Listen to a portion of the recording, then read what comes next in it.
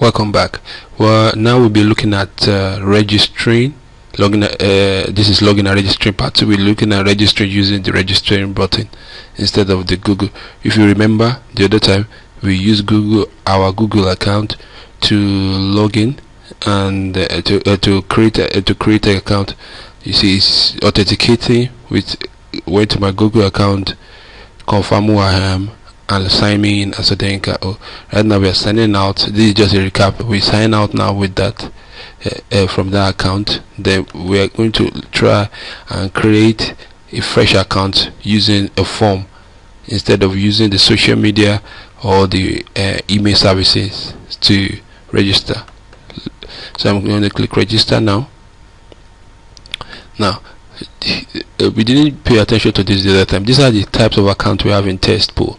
Now we have the seeker account. The seeker account can be a job seeker or a test seeker. It's just for people who are searching online for tests to practice with. We have a company account. A company could be an institution, a government, it could be a school, any body providing services on test pool, like acting as a vendor is considered as a company. A vendor are usually people who serve tests, who send bulk SMS, though we allow some of these services to some of other accounts, but they majorly don't consume. They usually provide provide services to other. Sometimes but to us they might be consumer, but to majority of other users they are providing services like sharing their test, pushing tests to other people in a group, and all that kind of activities. Their company. If you will be doing a lot of that, then I will suggest you create a company account instead of a seeker or a student account. A student account is a special account designed for student. We separated the student account from seeker account because a student must be affiliated with a school, and not just a school or an institution. It must be affiliated with an institution. That means a student must be affiliated with a company, but before it's affiliated with a company, it's also affiliated with an institutional staff that represent a teacher in schools or some kind of other entity or human being in some other institution. So an institutional staff is the account that actually students need to be tied to, so it makes it easy for them to manage students in clusters. That is why we have institutional staff. Institutional staff now, they are actually staffs of a company, or a staff of a school. The essence of our institutional staff is to create multiple hands of a company. What we are trying to see is that we want to separate.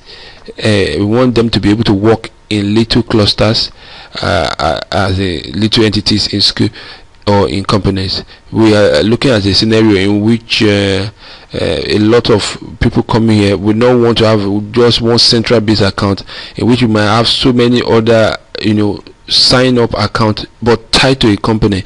Now the essence of doing this is that the company now serve what I'm trying to say now is the company will serve as a single account, payment account. Why the institutional staff that are tied to the company, all the transaction they do will be charged to the company, making institutional staff a kind of account that doesn't really have an account. They don't have a payment. You cannot send or pay money into an institutional staff account. You can only pay into a company. That is the intention, though it's not fully operational like that, but the final destination is that institutional staff will only be able to do transaction, but not there will be no deduction or addition to the account. The transaction is credited or debited to the company in which institutional staff is affiliated. Even institutional staff created entities or school or the test, bulk SMS or whatever, we all be tied to that company or the school or whoever or institutional that owns it. So we have the marketer account. The marketer account is generally for people who are interested in marketing test pool. Why we provide this account is to allow them to be able to make some money while they do their marketing. They help the people do transaction. At the end of the day, they can get some money. We have made some percentage for marketer to make test pool grow faster. Okay, Now let's go. We have countries. The countries the right now we are focusing on West Africa, major on Nigeria, because Nigeria is the first place we are kicking off from. So but we have West African country to select from. The language option is the language you intend. We have English now. We intend to support more languages later. You now need to put your username. Let's say student 2. I don't think I have student 2. I think it's not here. Let's say student 2. Email. Let's say student 1. I don't know if I have student 1 already.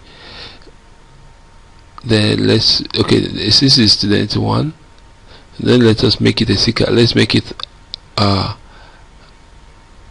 company or a student. Yeah, student 2. Let's call student 2. I think I have a student already. Student. So we did not call it student at yahoo.com or something like that. At .com. Now the type of phone number you want to provide, mobile, home, or the one you like. Now you provide the number 07. I think it knows my number. Then let me put whatever as password or whatever I like. Now so I create this will automatically create it using a form, and therefore from now on someone can log in with student 2 and a password, and they will get an account. The password does not match, so that means I didn't type it right. You see, the password does not match. That's serious.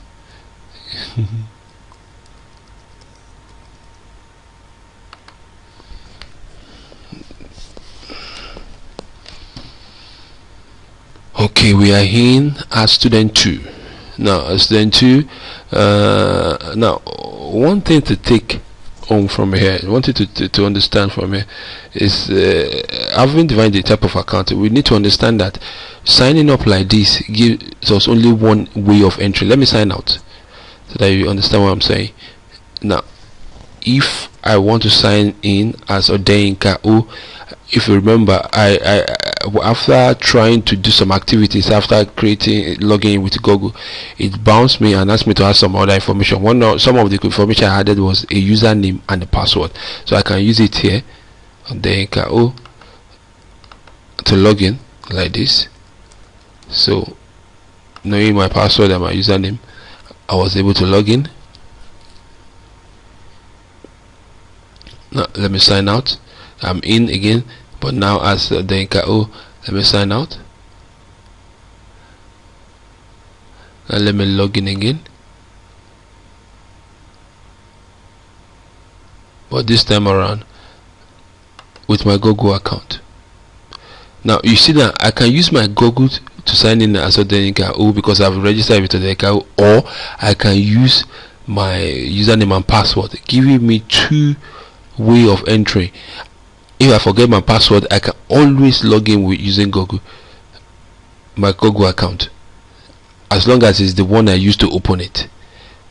So later we don't even have a way to reset password. Now we are going to provide a place where you can reset password somewhere in the profile, but all the same you can always log in through that two entrance. But for the other type of account, the one I created using a form, I have only one way of entering, that is using my username and my password, which is student 2 and password. I'm here.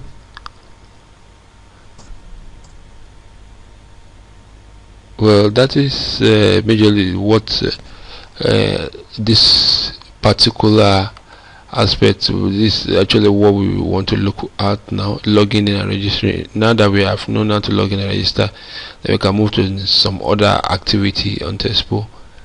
Thank you for listening. My name is Odeyinka.